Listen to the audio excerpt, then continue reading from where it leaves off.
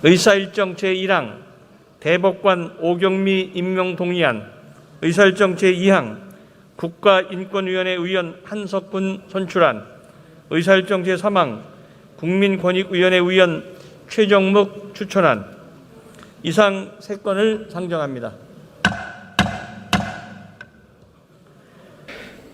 네, 존경하는 박병석 국회의장님, 그리고 의원님 여러분, 대법관 오경미 임명 동의에 관한 인사청문 특별위원회 위원장 홍익표 의원입니다. 지금부터 대법관 오경미 임명 동의안에 대한 심사 경과를 보고드리겠습니다. 의원님들께서 잘 아시는 바와 같이 대법관은 법률을 최종적으로 해석하고 적용하는 최고법원의 구성원으로서 높은 도덕성과 전문 지식이 요구되는 고위공직자입니다.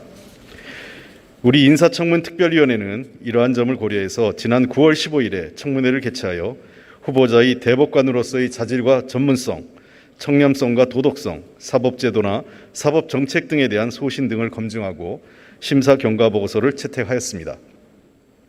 오경미 대법관 후보자에 대한 인사청문회에서의 질의와 후보자의 답변 내용을 종합한 내용을 다음과 같습니다.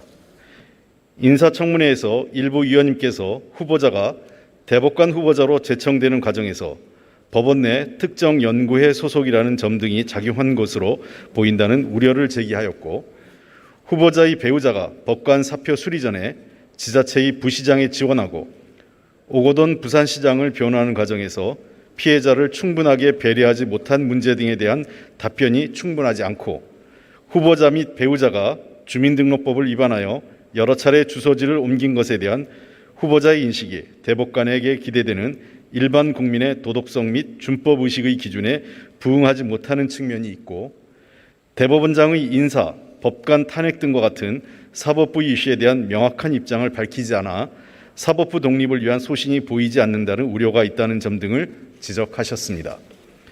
한편 우리 인사청문 특별위원회는 후보자가 약 25년 동안 지방법원 및 고등법원 판사로서 다양한 업무를 담당하여 재판 실무에 밝고, 우간다 양성애자의 난민 지위를 인정하고 학교폭력과 피해자 자살 사이의 인과관계 판단 기준을 제시하는 판결 등을 통해 사회적 약자의 권리 구제를 위해 노력해왔으며, 디지털 성범죄 및 권력관계에 의한 성범죄에 대한 양형 기준을 국민의 눈높이에 맞게 개선하고자 하는 등 대법관으로 임명될 경우 성인지 감수성을 고려한 젠더, 성 관련 판결에 있어 균형 잡힌 시각을 제시해 줄 것이라고 기대하였습니다.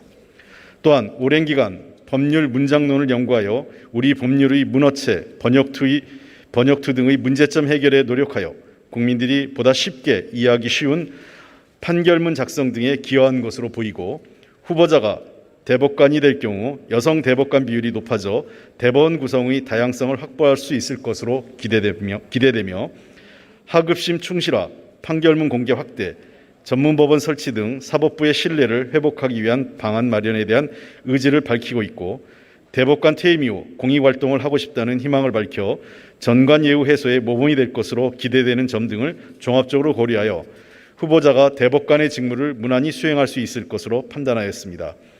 후보자에 대한 심사 의견에 보다 구체적인 내용과 질의 답변 내용 등은 단말기의 화면을 참조해 주시기 바랍니다. 투표 결과를 말씀드리겠습니다.